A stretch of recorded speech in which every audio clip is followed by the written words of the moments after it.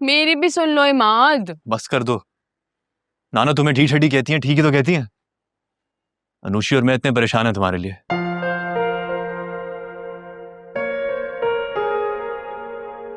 सारे दिन मुझसे ऑफिस में कोई काम नहीं हुआ। डॉक्टर श्याम मेरे घर आ गए सुबह सुबह। क्यों? क्या मतलब क्यों? नाराजगी जो दिखा रही हो तुम।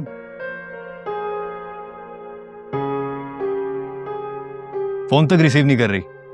परेशान तो होगा ना लड़का। उनको बोलो मंगनी से पहले जितना परेशान होना है हो ले। मंगनी के बाद एमन उनको परेशान नहीं होने देगी। फल्ला, तुम तो मेरी नानों से भी ज्यादा जालिम हो। एक तो मैंने तुम्हें यहाँ अपने काम के लिए बुलाया था,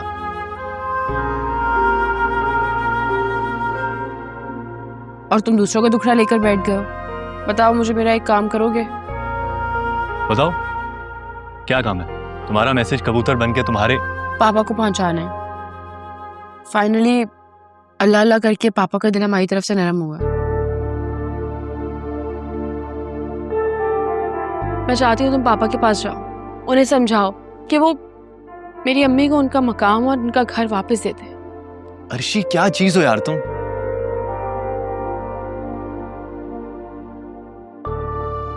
तुम्हारी अपनी खुशियां दांव पर लगी हुई हैं और तुम अम्मी के घर की फिक्र कर रही हो। तुम जानते हो ना इमाद, मैंने खुद से वादा किया था कि अपनी अम्मी को उनका मकाम और उनका घर वापस दिलाऊंगी।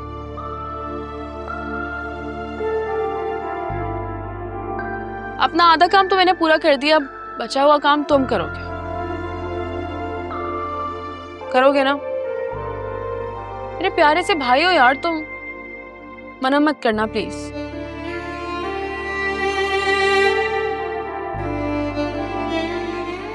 कर दूंगा। Thank you. अच्छा ना, छोड़ो अब, क्या आप परेशान नहीं हो मेरे लिए? ठीक हूं मैं।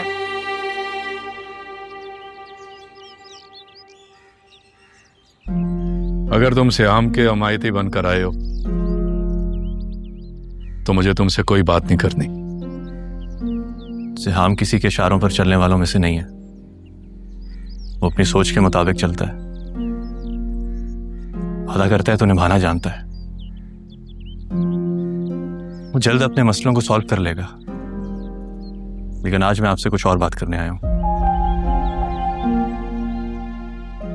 क्या बात है? बोलो। सीमा आंटी के दामाद की हैसियत से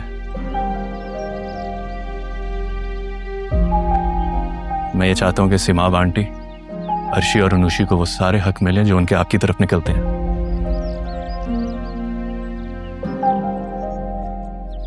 उन बेचारियों ने बहुत साल मरूभूमियों में गुजार दिए, पर अब नहीं। काशफा और खाला अम्मा तूफान उठा देंगी। वो पहले ही तुम्हारी मंगनी की वजह से मुझसे कुछ उखड़ी उखड़ी सी है। फॉर गॉड सेक चाचू, आप कब तक काशफा आंटी और नानी अम्मा के इशारों पर चलेंगे?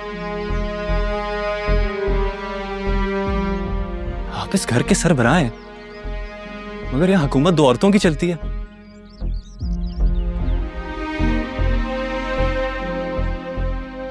थोड़ा तो सोचें चाचू और हक बात करें, क्योंकि अल्लाह को जवाब आपने देना है।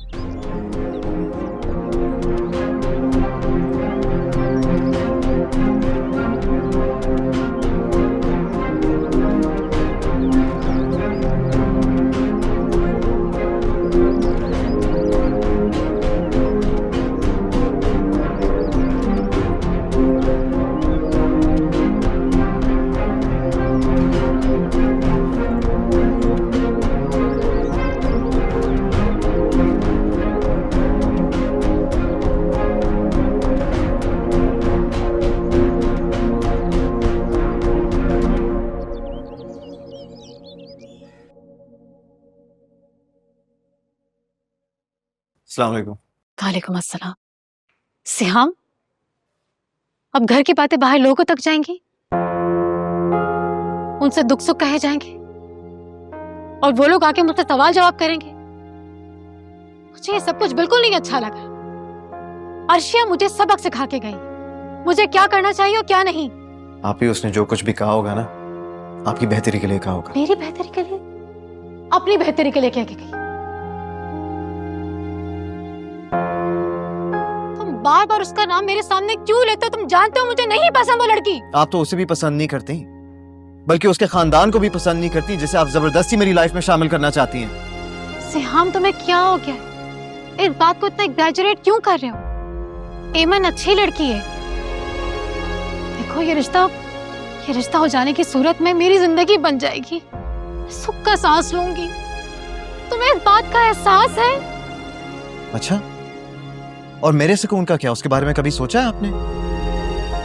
जस्ट फॉर योर नॉलेज आपको एक इत्ला दे दूं, अर्ज ये है कि आपकी सुकून की खातिर अर्शी ने खुद को मुझसे दूर करने का फैसला कर लिया। इतना ज़र्फ है उसका, लेकिन मैंने भी उससे वादा किया, और वो मर्द ही क्या जो अपना वादा पूरा ना कर पाए। अच्छा, मैं भी अपने सास और मुशीर से ये वादा करके आई हूँ, उन्हें यकीन दिला के आई हूँ। मेरा भाई मेरे सामने इनकार नहीं कर सकता, नो नहीं बोलेगा मुझे। सोचो तुम्हारे इनकार करने से मेरी क्या हैसियत रह जाएगी, मुझे क्या क्या बातें सुनने को मिलेंगी। देखो सिहाम, ये रिश्ता होना बहुत जरूरी है। ये सिर्फ आपकी सोच है। अभी तो मुझे ये कह रहे थे कि मेरी खातिर वो तुमसे दूर हो रही है। हाँ, सब ड्रामेबाजी है ये। असल बात तो ये, मेरे इकलौते भाई को मुझसे दूर कर दिया। तुम दूर हो गए मुझसे, तुम्हें मेरा एहसास ही नहीं है। सच कहते हैं लोग, जब माँ बाप ना रहे ना तो लड़कियों का मैका खत्म हो जाता है। ऐसा नहीं है आप मेरी बात को तो समझें। तुम्हें मेरी बात माननी होगी। उस लड़की को तुम्हें छोड़ना होगा।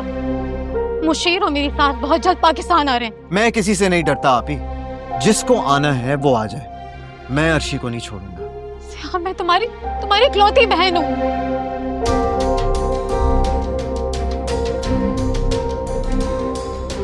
सिहाम,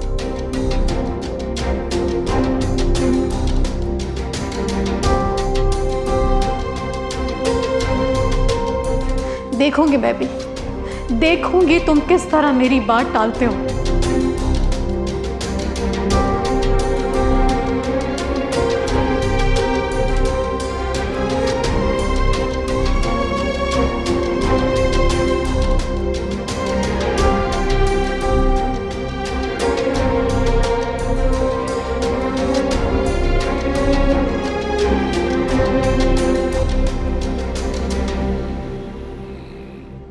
बाबा, हमें ना अनुषा आपी और इमाद भाई की शादी में बहुत बड़ा फंक्शन रखेंगे।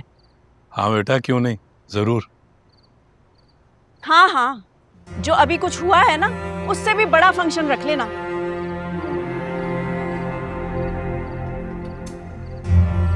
मेरा क्या है, मेरी तो वैसे ही सारी जिंदगी तरस तरस के गुजरी है। घुट घुट कर वक्त काटा है मैंने।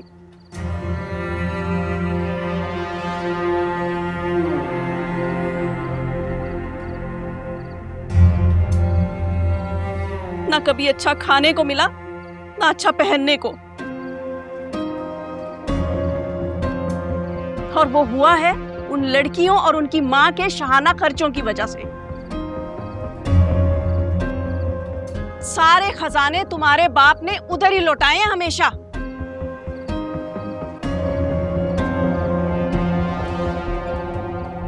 काशफा, ये कैसी बातें कर रही हो?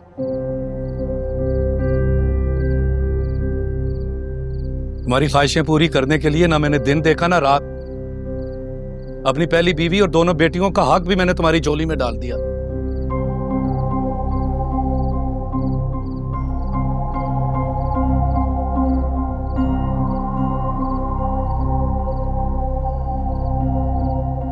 इसीलिए तो सारी उम्र वो दूसरों के ताने सुनती रही।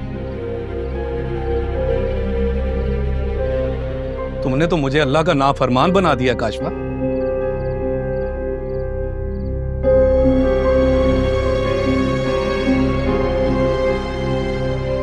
मेरे रब का हुक्म है कि 2 शादियों की सूरत में दोनों बीवियों में बराबर का इंसाफ करूं।